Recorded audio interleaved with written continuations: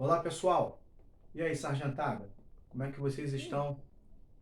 Bem, já deram like no meu vídeo? Outra coisa, já se inscreveram?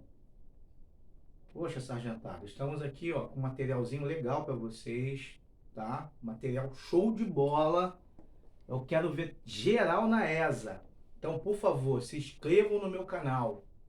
Por favor, deem like. Bem, vamos então dar prosseguimento. Já que eu quero ver todo mundo na ESA, então, se Deus quiser, todo mundo vai passar, porque eu estou aqui para ajudar vocês, para passar a história. Vamos então dar prosseguimento com a nossa aula. A nossa aula hoje vai falar sobre capitanias hereditárias.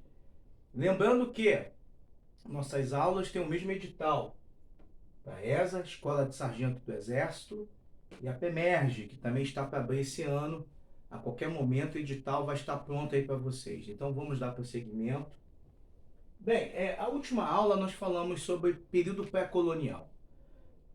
No período pré-colonial, é importante citar que Portugal ele não promove a colonização na América Portuguesa por conta de dois fatores, tá, pessoal? Primeiro fator, Portugal não encontra metais preciosos na América Portuguesa. Nós falamos isso na aula 2, na segunda aula. Segundo fator, era mais rentável para Portugal manter o comércio com as Índias, ou seja, o comércio de especiarias, do que efetuar a colonização no Brasil, tá? Efetivar a colonização, o processo de colonização. Então era muito mais rentável para Portugal praticar o comércio de especiarias. Então, até 1530 nós temos finalizando o período pré-colonial, e o rei Dom João III ele começa a estipular, ele começa a arquitetar um novo projeto para a América Portuguesa. Esse novo projeto vai ser simplesmente a ocupação, a colonização efetiva. Virão portugueses da metrópole morar no Brasil. Então, antes da gente começar a trabalhar com os slides, tá? Quem virá para a América Portuguesa? Virá para a América Portuguesa membros da pequena nobreza. Perfeito? Bem, por que pequena nobreza? Porque quem é nobre e é muito rico, tem uma vida econômica estruturada, está próximo do rei, não é interessante se aventurar no Brasil. Tá? Agora, o nobre que pertence à pequena nobreza, que por algum motivo vive crises econômicas, ou então passou por um processo de falência ou algo parecido, esse nobre, para ele é interessante arriscar. Tá, pessoal? Para ele, é, é, ele não tem nada a perder. Então, esse nobre vem para o Brasil. Aí nós temos também comerciantes, né? Membros da burguesia, se deslocando para o Brasil, e militares. Então, muito bem. Vamos aqui. Expansão de Martim Afonso de Souza, 1530-1532. Eu coloquei aqui uma frase histórica referente, né, ao rei Dom João III. Vamos então ler essa frase. Com o propósito de realizar uma política de colonização, Dom João III, colonizador, organizou uma expedição à América Portuguesa. Muito bem. Dom João III, que era rei de Portugal, ele se organiza e ele estipula um projeto, conforme disse ainda há pouco, para ocupar o Brasil. Então agora o Brasil faz parte de um processo colonizador português, onde portugueses virão. Tá? Virão. Martim de Afonso de Souza, ele vem para o Brasil com uma esquadra. Ele vem para o Brasil com uma tripulação que vai vir morar aqui. E, conforme está aqui no slide, ó, essa esquadra está muito bem equipada, ou seja, temos equipamentos, temos ferramentas, também temos armamentos. Lembrando que o Brasil é alvo de ameaça da França, sargentada, guerreiros. A França constantemente está no nosso litoral fazendo contrabando do pau-brasil. Então precisamos ocupar para não ter ameaça de perder o território para a França, ou até mesmo sofrer as ações de contrabando que os franceses estavam praticando aqui no nosso território. Tripulação de 400 colonos, ou seja, aproximadamente 400 homens se deslocam para cá, para o Brasil colonial, para a América Portuguesa. Tá? Então, quem vinha para cá? Disse ainda há pouco, né? Funcionários públicos, militares, comerciantes, agricultores, pessoas da pequena nobreza, se deslocam para o Brasil na intenção de povoar, ocupar, construir vilas, construir cidades, né? Há, nessa expedição de Martim de Afonso de Souza, que vai de 1500 até 1532, uma tríplice missão, né?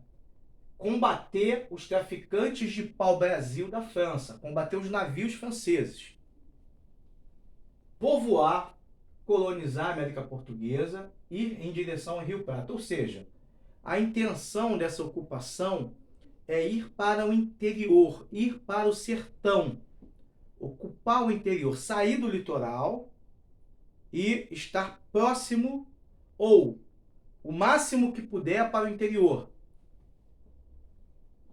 E, conforme coloquei aqui no último subtópico, também procurar no interior metais preciosos. Esse item ainda não vai ser encontrado agora. Esse item só vamos trabalhar a questão dos metais preciosos quando nós falarmos sobre entradas e bandeiras após a União Ibérica. Vamos aqui para o próximo slide. Opa, só um minutinho. Opa, tivemos um probleminha técnico, mas agora foi, né? Agora foi.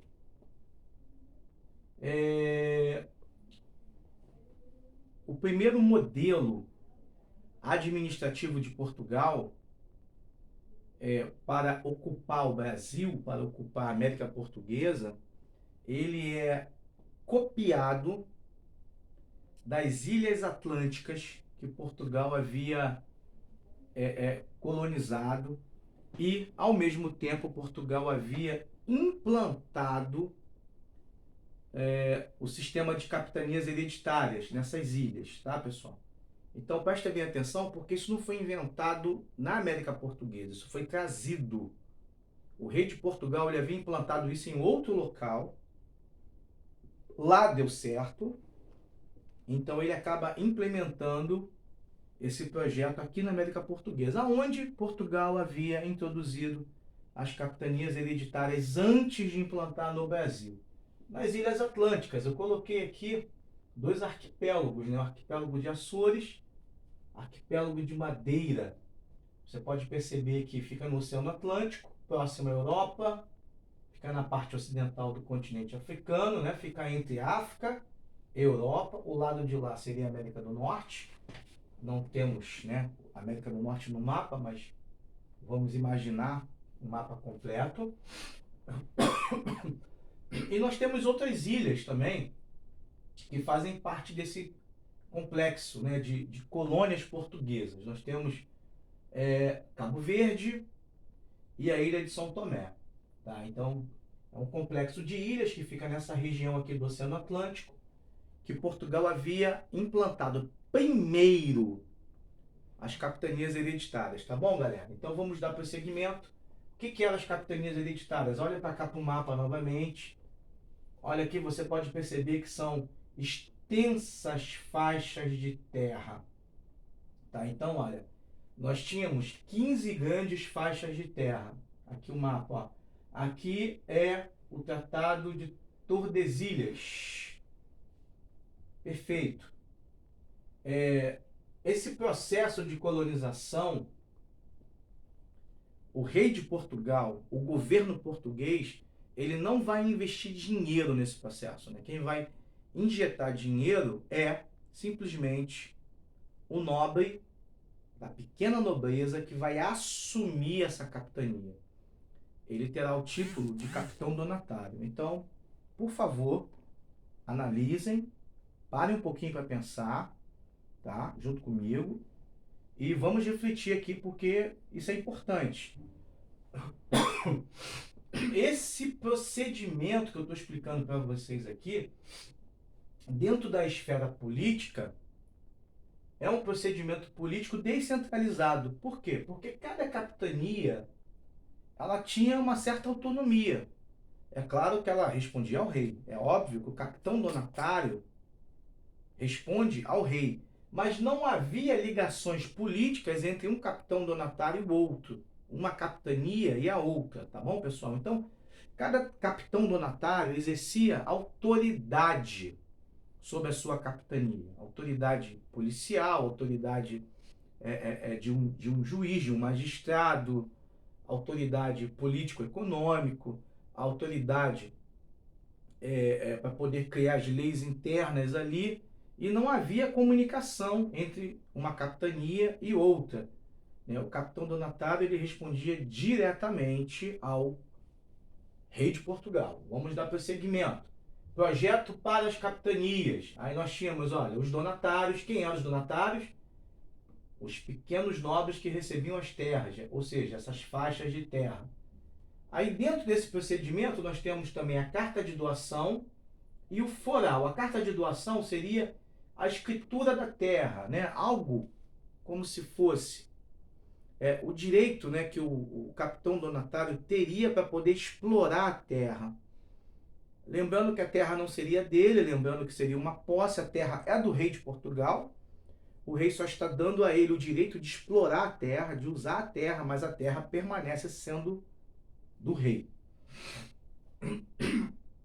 E o foral seria a situação ligada a direitos e deveres, que nós vamos falar daqui a pouco, que o capitão donatário teria quando ele viesse de Portugal para a América Portuguesa, com o propósito de administrar essas capitanias. Então nós tínhamos 14 capitanias, 15 lotes de terra, com 12 donatários. Vamos dar prosseguimento. Quais seriam as obrigações dos donatários? Primeira obrigação, povoar. Ou seja, criar vilas, criar cidades, né? Criar uma estrutura para que pessoas pudessem se deslocar de Portugal e ter uma estrutura mínima para poder sobreviver aqui, na sua capitania, aqui dentro da América Portuguesa. Então, povoamento. Segunda, defesa do litoral.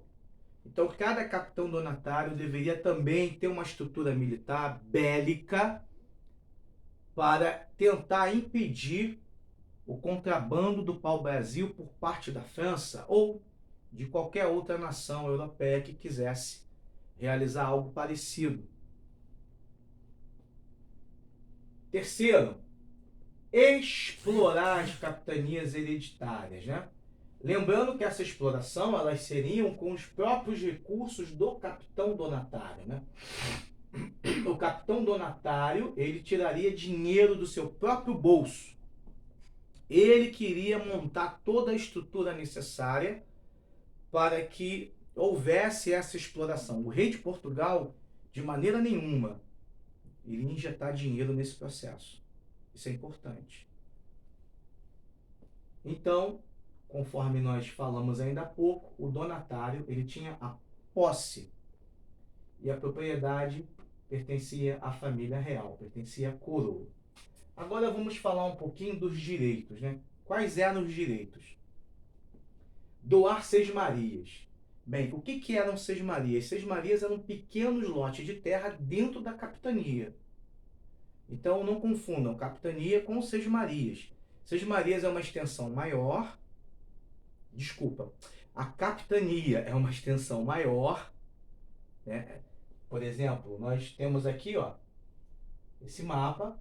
Então a capitania seria toda essa extensão. E o que seria a sesmaria?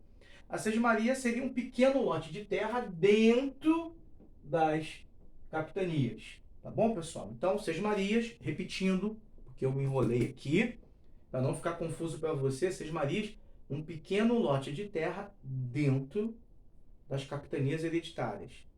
Tá bom, pessoal? Então, o capitão donatário ele tinha o direito de doar sesmarias. E uma dessas sesmarias poderia ser dele, inclusive, tá bom? Poderia ser do seu filho, da sua parentela. Tá? Ele teria esse direito. Então, mais portugueses viriam de Portugal e receberiam essas doações na intenção de quê? De aumentar o povoamento, de aumentar a exploração à terra e aumentar também o sistema agrícola, que a gente vai falar nas próximas aulas, que vai impulsionar a economia de Portugal. Transferir bens e títulos. Lembrando que o capitão donatário tem o direito de usar a posse da capitania. Esse direito vai passar para seus filhos, né? Ou seja, esses bens e títulos passariam para seus descendentes. E dentro da capitania, já que na medida que é feito vilas, cidades, vamos ter também cobranças de impostos, que o capitão donatário terá o direito de efetuar essas cobranças e 20% ficará com esse capitão donatário. É claro que a maior parte é repassado para o rei, né? É óbvio que o rei de Portugal, ele tem um processo muito importante, a família real, nesse quesito, em ganhar recursos. E o capitão donatário, os recursos que ficam com ele são menores. Bem, então aqui nós temos uma imagem simbolizando, né, uma sesmaria. Aqui nós temos uma imagem do engenho. Você pode perceber já uma estrutura mínima montada dentro dos territórios da América Portuguesa e, novamente, um mapa das capitanias hereditárias.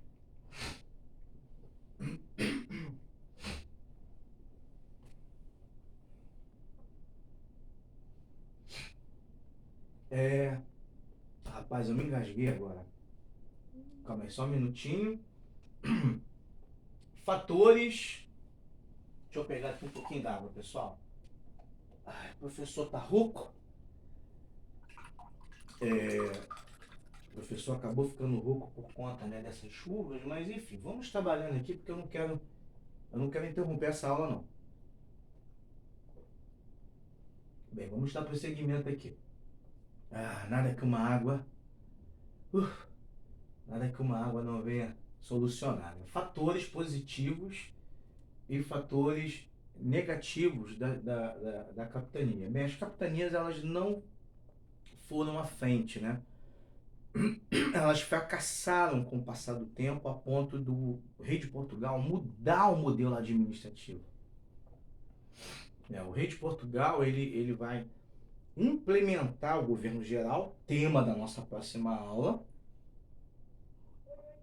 E o governo geral, ele vai simplesmente ser implementado pelo fato dos capitães donatários, com o passar do tempo, não terem recursos financeiros para manter essa estrutura toda.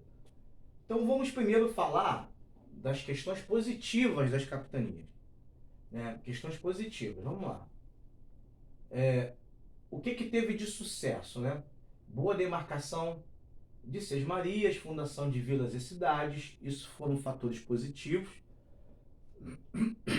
Algumas relações positivas com algumas nações indígenas e atividade açucareira, que vai ser o modelo econômico principal que Portugal vai usar e explorar nesse processo colonizador, né?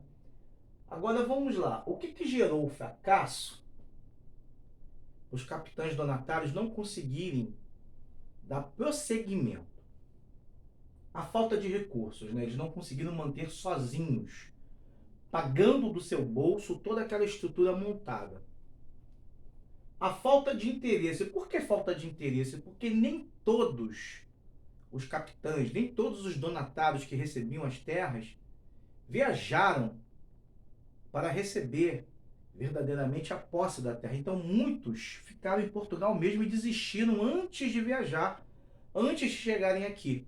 Então, falta de interesse de alguns.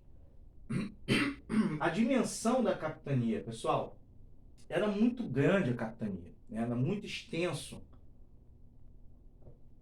Por ser muito grande, então eles acabam perdendo o controle e automaticamente passam a não ter reconhecimento do que poderiam explorar.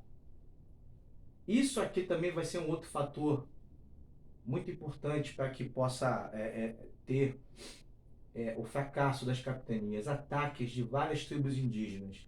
Nesse momento, nós não temos escravidão africana.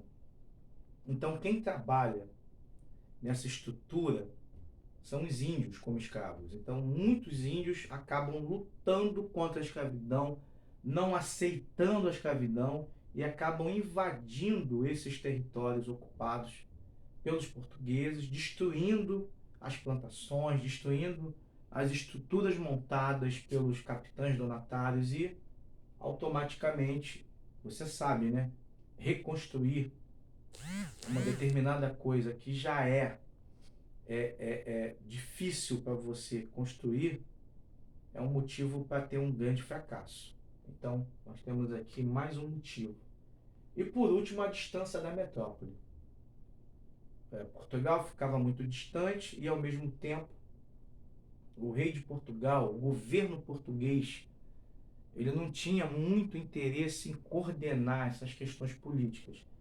Ou seja, o rei estava mais preocupado com os recursos financeiros, com o pagamento dos impostos, né?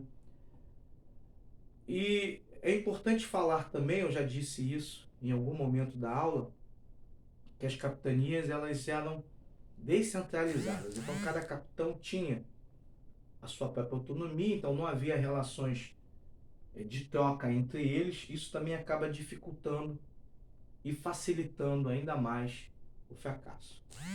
Estamos terminando a nossa aula, acho que temos mais um slide. Bem, eu coloquei aqui as curiosidades, né? De cara, eu já vou dizer para vocês que duas capitanias prosperaram. Isso cai demais na ESA, isso cai demais em concursos militares, isso pode cair na PEMERGE, isso já caiu na PEMESP. A capitania de Pernambuco, que era chefiada, liderada por Duarte Coelho, né? E São Vicente, que era de Martim Afonso de Souza. Aí aqui eu tenho Duarte Coelho, aqui eu tenho Martim Afonso de Souza. Então essas duas capitanias prosperaram. Lembrando que Pernambuco segue prosperando, São Vicente, com o passar do tempo, não consegue acompanhar Pernambuco. Martim Afonso de Souza trouxe as primeiras ferramentas e as primeiras sementes. Possivelmente, provavelmente, as primeiras sementes, inclusive de cana-de-açúcar, podem ter sido trazidas na esquadra, né, com a população, pelo qual ele veio na intenção de ocupar, de promover a colonização no Brasil. Tá? Então também trouxe animais domésticos. E também mudas de plantas, ou seja, de outras plantas, né? Bem, estamos aqui finalizando a nossa aula. Daqui a pouco estaremos aí com a quarta aula de História do Brasil, aulas para a ESA, aulas para a PEMERGE. Fiquem com Deus. Um abraço, galera. Até a próxima aula. E não se esqueça de se inscrever no nosso canal, hein?